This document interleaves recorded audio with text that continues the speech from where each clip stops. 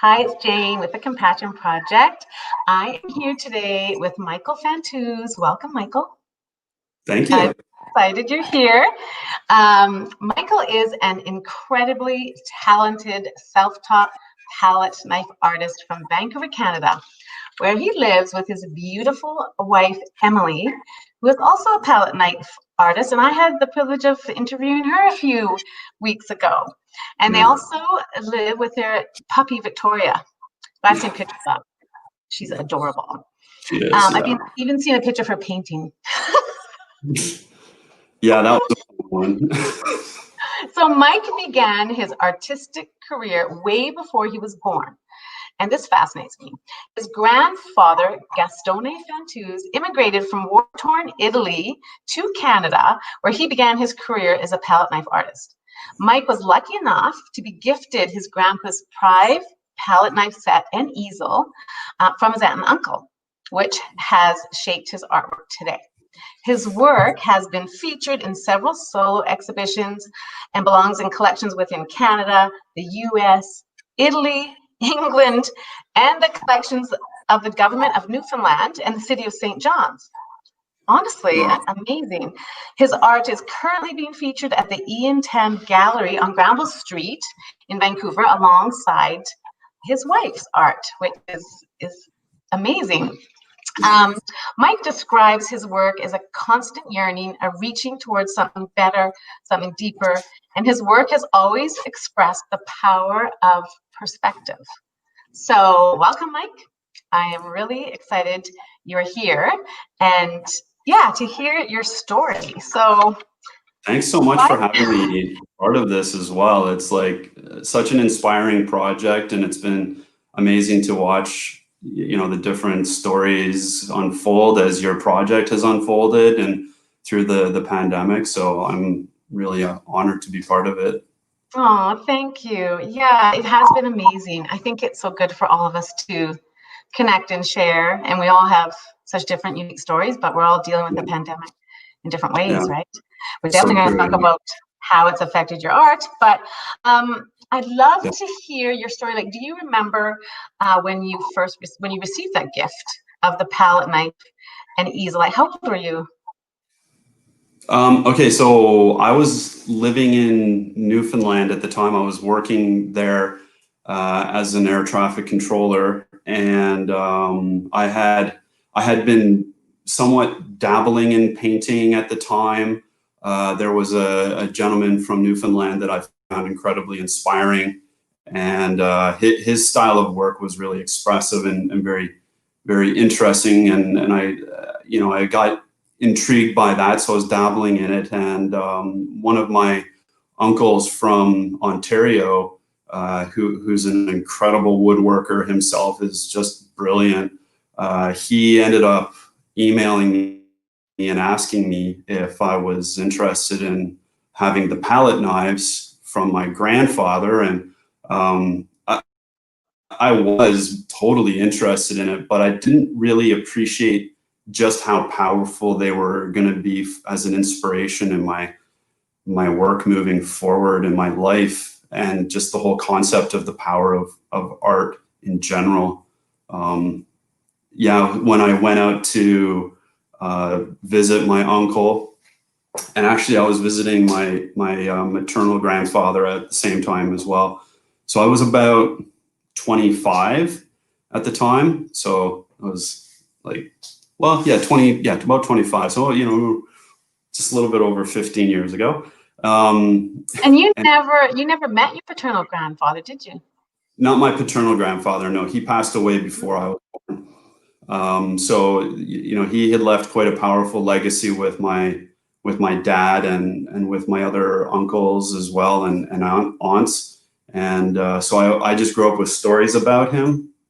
But when I actually visited my uncle and got to hold the palette knives for the first time, it was the moment in my artistic career where I realized just how powerful art was in communicating, transcending time, transcending distances that, it's communication directly can't really evoke. So, I was holding these knives and felt like I was directly connected to him, and that was my spark. That was it. That was the That's moment. honestly, I think that's incredible. Just even that thought that he held those and used them, and here you are. Um, yeah, what you're doing now is amazing. You must kind of almost feel his presence or something. I think it's cool. Thank you. Yeah. Yeah, he definitely had a huge impact on the beginning stages of my career in art. And yeah, I still feel him now too, for sure. So I know you went to, I think when you were 20, you did a solo trip to Florence, Italy. And Yeah. yeah, and I read something like that's where you rekindled your love of art or something. Yeah, wow. So yeah, I had been working in the north of Canada for a couple of years and decided that I wanted to reconnect with my paternal side of the family's lineage from Italy, and went over there and spent it was like about a month in Florence. I was supposed to go for Italian language lessons, and in my first like 2 days of being in the classroom, I'm like, what am I doing? I'm in Italy. Like, I can't sit in a classroom all day. So Yeah. I kind of was bad and skipped out, and I went around and enjoyed the real city life. And yeah, my passion for art definitely was like invigorated there. It's an insanely beautiful architecture and Wow. visual arts. Yeah. So do you have extended family in Italy that you're still in touch with? Because with Italy being hit by the pandemic so Mhm. hard, do you have family there that's been affected? Yeah, in the north, which is where the pandemic, I think, really hit the hardest at the beginning of was it January, February. So I do have family in the north in a region called Pordenone. I'm not in direct contact with them, so I don't know how they've done. Wow, it's such a crazy time. So Yeah, I know I love to research people. When I was researching you, and you have said your life has taken many different turns for your professions, from being in oil and gas to aviation, and now you're working with NAF Canada, and you're an air traffic controller, right? yeah. Um, how many years have you been doing that? It's been 18 years. Okay, and I'm really passionate about the airline industry. I was a flight attendant. And My you, husband, my who are husband's a you with? pilot. What? Who are you working with? I'm not very tall, so I never made it on the big airline. So I was with the regionals, like with Canadian Regional and Time Air way back. I don't want to age myself too much, but that's how I met my husband. So he's a pilot with Yeah, Air Canada. He just cool. recently Yeah, retired, yeah. but yeah. So how has the pandemic affected your job as air traffic control? I'd love to know, yeah, Mm. what's happened there. Yeah, definitely been a significant impact on my career. So for the last 4 years, I transferred from the operational side of air traffic control into the instructing and the teaching side of things. I had an opportunity to move into that, and I'd had a little bit of experience with it prior, but not a lot. And the opportunity was fantastic. So I've been doing that for 4 years now, and the impact has been significant to us.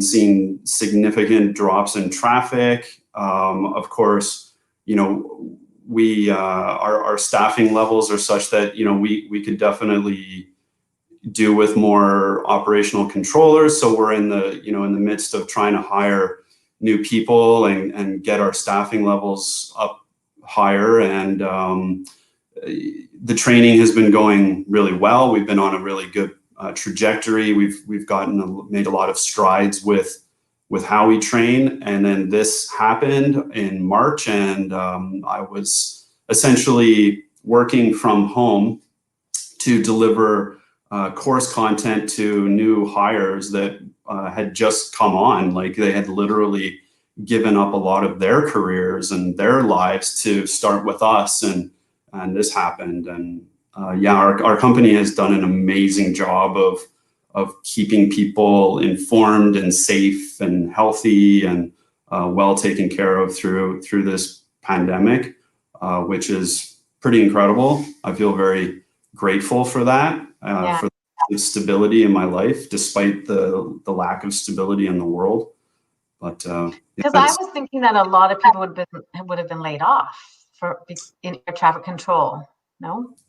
Yeah, I think that the company has done a really great job of minimizing costs to maintain the staff and to maintain the people in their positions. So we've gone through some retirement offers for people who are at the stages of retirement and these kinds of things to minimize the impact. And there's been some changes to scheduling to adjust to the traffic levels, but yeah, so lucky.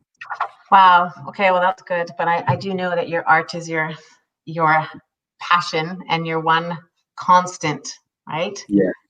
Yeah. You're unbelievably talented. Looking at that painting behind you, I'm just blown away. So how has the pandemic and what has happened affected your art and your ability to be inspired? Did you actually stop painting at all? Because my sister's an artist, and when the pandemic first hit, she couldn't paint for a couple weeks. Yeah, I would definitely identify with that as well. I know when I was sent home on March 16th and the real gravity of the situation was starting to hit, I came home and I feel like I was rather couch bound for probably 2 weeks, glued to the news, glued to the updates, really feeling overwhelmed with everything. And I think I mean, most people that I've spoken to have felt that way. And I think through projects like yours, hearing other people who are going through it as well is comforting to know that it's not just me or whatever. Yeah, 2 weeks was brutal. And then I got to a point where I said, this is an opportunity. The only way really to overcome this kind of an adversity is to look at where the opportunity is and try to adapt. I remember listening to this podcast years ago where this gentleman was mentioning how necessary it was for us with the change of technology and careers to be able to adapt to 2 career changes in a lifetime. And that stood out to me to really have to adapt. You just have to. And so I came back down with Emily, who was working so hard. She's really been so inspiring to me through this as well. And she, lifted me up and got me in here and painting again. You and Emily are honestly the most beautiful couple. These two met on a hashtag. Was it hashtag palette knife painting? Yeah, it was hashtag palette knife painting on Instagram. And you paint in the same studio, right? Yeah, we're both in this 150 square foot space right now. I think that's so cool that you have that in common and that you can share the love for your art. So I actually, I wonder if you could do this. I would love it if you could take us through the process of creating a painting. Like, for example, that one there. That's a new painting. That's of the cityscape of New York City? New York City, The financial district. So this one here is Broadway and Fulton. So just where the bridge, I'm sorry, I'm drawing a blank here, where the bridge comes off and turns into Broadway. Yeah, so it's. So take us through the process. So of that painting, being inspired, how does it come to be, the whole thing? I mean, that's an awesome question because there's so many little dots that kind of line up to get to the point where you actually want to put something onto a canvas. And for me, it kind of goes back to like my maternal grandfather, who was a pilot and flew in World War II as a bomber. And anyway, so you link that to like my own flying career, to my job, and it just kind of connects along there. And then I came across this gentleman who does a lot of aerial drone work in New York City, and the work is phenomenal. Like, it's just gorgeous. And his name is Eugene Belsky. He's got an amazing YouTube channel. Anyway, so I connected with him, and he gave me the permission to work with his videos of these drone shots of New York City. And just connecting my job and my past and both my grandfathers and even my own parents, and just everything kind of comes together. And that's wow. Okay, because I'm gonna take a minute to honor your maternal grandfather. What was his name? Yeah, my maternal. Yeah. Richard Copley. Richard Copley. So amazing. He was an aviator with the Royal Air Force in World War II. Flew over 35 missions. Yes. Shot down twice.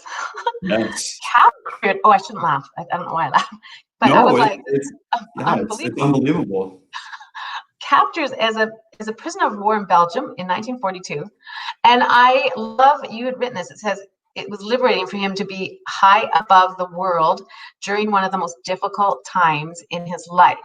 And that for us during the pandemic, it's important to reflect on what's most important in our lives and most fulfilling, and adapt. And that's why I think this painting is so interesting, because it's that view, the aerial view. So okay, so then you get inspired, you get this picture, and then do you draw it on first? Sketch? Yeah, so it's I will generally print off a photograph of a screen still, and I use that as a reference for then drawing onto the canvas with either a charcoal or a graphite for what I'm using recently. I'll block in the darker areas, so like the streets like this, I'll really darken those areas to get a sense of the 3-dimension. And then I kind of work a little bit like a printer in a sense. Like I start at the top left and I just move right, and I kind of just go across it. So I'll start from the top and go down to the bottom. Sometimes I'll work from the back and go to the forward. Oh, wow. And how long would that typically take you? Like how many hours would that take to complete it? This one here was probably about 20 to 30 hours. Wow. Yeah, all said and done. Yeah. Is that going to be in a gallery, or is it already sold? This piece here is going to be going to a gallery that we're working with in Las Vegas that's going to be opening up in September. And the details about that are still unfolding. So, but yeah, we're really excited to be working with them in the new year. Emily and I have, a real desire to keep our work together as much as possible in the setting. So, and I think it's now that with the pandemic, how I look at it is that we all are habit creatures. Our brains love habit, love routine, and we were all kind of on, a routine of our lives, and then the pandemic hit and we're thrown off. Yeah. Completely thrown off, and it's like we have to create new habits that we're comfortable with, and now, everything's kind of coming into place, our new normal. So even the art galleries now have put into place social distancing, coming to view work, right? Because they were closed for a while, weren't they? A lot of the galleries. Yeah, they were. That was a really hard situation to be experiencing firsthand. So we had basically just signed on with the Ian Tan Gallery here. Recently, I think it was like December, January for me, and Emily was shortly after. And when the pandemic was really hitting there, March in the Vancouver area, when things were really starting to shut down, he closed his business down, essentially boarded up the windows, for fear of any kind of theft or damage, because there was some cases of that happening downtown Vancouver, and he was just in a limbo status. So yeah, and we were trying to come up with ideas to, Emily and I were like, how can we help get people, collectors, to continue being interested in art at a time of this? Like, it's difficult to do that. Because you want to, if you're going to buy a really nice piece of artwork, you want to see it in person, and you want to, to really get a feel for it. So now that art galleries have a good system in place, and the gallery's been open. How long has it been open now? About a month, I think. Eh? Yeah, it's been roughly a month, and you're right. Like, there's such a visceral reaction to seeing art in person, and seeing the colors and the textures in a way that a camera just doesn't have the ability to capture, I think. I mean, I've tried some days very desperately to capture a painting properly with a photograph, and it's just, you can't. And then that with like our phones, and they're so small, you get like this little 1.5 inch square of a painting, and it's, you can't appreciate it the same way as when you get up to it. Yeah, well, I'm glad that the gallery's open, and people can see your work in person. But we will definitely put your website in the comments for sure. Also, the YouTube link to that guy that does the aerial work, that would be interesting. Yeah, I'll definitely send you that. His work is so awesome, and that would be great. So I would love it if you would explain. You also have a passion for archery, right? Yes. And you explained the comparison to when you're painting to archery, and I loved that. Okay. Can you explain that? Yeah, that's really cool that I don't know where you found that, but that's really cool. It was something about the focus and your staying on track. I just thought that's so interesting.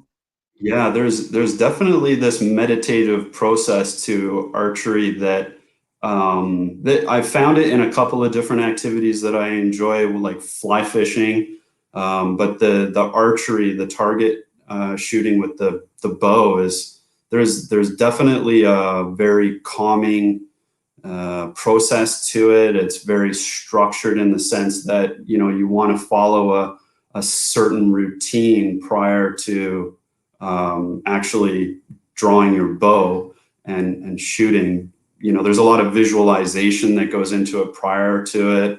Breathing. There's a consciousness of the moment that is really beautiful, and I find it's the same kind of experience in painting, where you can lose your sense of time and just be in the moment. Yeah, and I think you can use that so much in your life, because it's like you said, it's like you focus, you're in the present moment, you're focused on what you're doing right now, like when you're painting, instead of already having finished it, like not to be ahead of yourself, just be present. Yeah. Which I know a lot of artists have that flow. Like, I know my sister says that sometimes the painting comes out of her, she doesn't even really have to think. She's just in that present moment where it just flows through you, right? Yeah, and I love her work too. The work that your sister does with the coin. What an awesome. Yeah, she has a coin for Canada and a stamp for Canada. Yeah, that's amazing. That's amazing. So cool. Art is in my family for sure. So, do you practice anything? I actually do have the talent of art. I definitely can, if I could sketch and that. I more took it in sewing in school, but no, I don't. I'm more just like to people. This is why I'm doing the Compassion Project. I'm more about connecting with people, and it kind of bored me. I hate to say that, but it wasn't my thing. Well, it's funny because you were just mentioning about the being in the moment. So like one of the habits that I've had in my lifetime is overthinking things terribly. Like, I just would fixate on something and have this tendency to take too many steps down the road where I don't need to go mentally. So I found that through painting and things like archery and fly fishing, it definitely refocuses me on the moment and just allows me to kind of get out of my own pattern. Honestly, in my opinion, that is the key to a happy life, to be able to catch your thoughts, because we all have brains that our thoughts are way ahead of us or way behind us. Yeah. And the happiness and the joy, and I have learned and worked on my brain because it's very busy like everyone else's. If you can catch those thoughts and just take a breath and be like, wait, everything's fine. I'm just in my home and it's beautiful and I'm grateful. And gratitude changes everything for me. And Yeah. I find gratitude when you're thinking or worrying, if you think you're just grateful for what's right in front of you, you get brought into the present moment. And that's amazing that the art does it for you. So I think you're incredible. I love the fact that your paternal grandpa,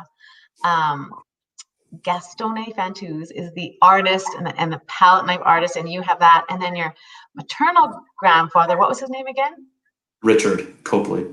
Richard Copley had the aviation, and you went into aviation. You're like this beautiful mixture of both your grandparents. I think it's incredible. Oh, that's very cool. Yeah. So my last question, what is the impact you want to leave in the world with your art, like through your art? That's a lovely thought to think about. I did have this quote, I can't recall exactly, but something along the lines of how important the legacy of leaving something behind that inspires others. You don't necessarily need to leave physical behind, but the spiritual, the emotional. And I feel like my grandfathers, both of them, have left that for me, as well as my parents and my grandmothers. There's so many people that have left these legacies for me that have connected through other ways. And I want that same feeling of extending my impact on people in a way that's positive. That's incredible. That's what we would all love to leave, a legacy. And they actually say, I know there's some people that think, oh, a legacy, oh, do I have a legacy? And I really have learned that a legacy can also be every life you have touched, every person you've been kind to, made a difference, shared your artwork with. Whatever you're kind to someone or leave something that they remember, they take that. And your legacy can go on and on from how you treat people. Yeah, definitely. I mean, I think the awareness of legacy or impact on one another is really crucial to being aware of how you're impacting people. So. Well, I'm honored you came on. I think you're incredible. I would love you to leave the link so people can find your artwork. We'll put your website in the comments, and if they can follow you on Instagram, we can leave all that in the comments. Yeah, definitely. Yeah. I've loved this chat. This has been so awesome to chat with you. Felt super comfortable, and I really love chatting with you. Thank you, Michael. It's been amazing. Thank you, Jenny. Thanks everyone for watching. Okay, bye.